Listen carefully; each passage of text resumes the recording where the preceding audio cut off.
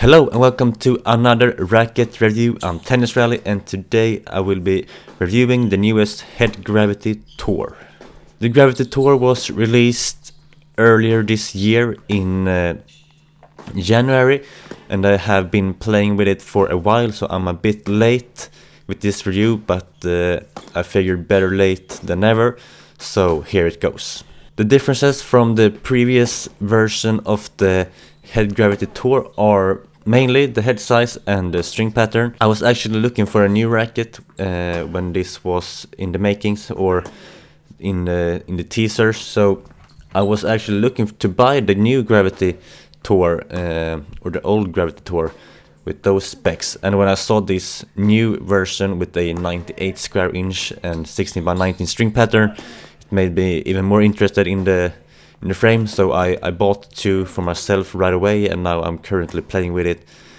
So I made a switch from my previous racket, which was the Wilson Blade 98 18 by 20s. We can start up with the specifications on the screen here. As I said, it's a 98 square inch head size, 16 by 19 string pattern, 22 millimeter beam, a low stiffness of 59 and a static weight of 305 grams and a balance of 32 centimeters. So pretty standard specifications aside from the lower stiffness, which is pretty rare in these days when looking at other brands such as Babylette, Wilson or even other head rackets. They tend to be higher in stiffness to create more stability and more power.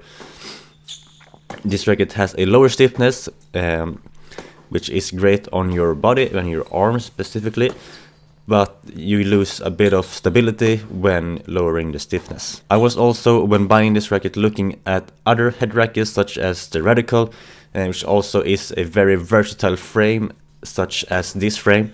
That racket is a bit more stiff, so that's why I landed on the Gravity instead, and also the Radical Pro is a bit heavier. This frame, the Gravity Tour, is a bit lighter and has more room to customize. So as I said, it's a very versatile frame.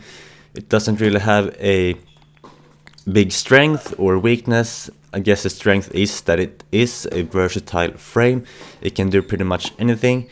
It has good enough power for my game to put away balls, but it also has good enough control to stay in the rally and to really hit through the ball without feeling that you have to sacrifice the point. So the downside, as mentioned, is the stability. At first it felt a bit too unstable for my game, or to me. Once you get used to the racket, as all rackets mainly, it will get easier. You will get used to it. You can play around with different string setups. I have used different tensions and different strings. My last review of the Technifiber Razor Soft I used in this racket, for example. Lately I've been using the Headlinks Tour. I also did some hybrid strings with Headlinks Tour and Headlinks at different tensions. Right now I have landed at 23 kilos. I might go down in the clay season to 22 to get a bit more pop and a bit more spin. So for me, the Gravity has always been a racket that has been standing out in the head lineup and has always been a bit more difficult. I don't know why, for me to get used to.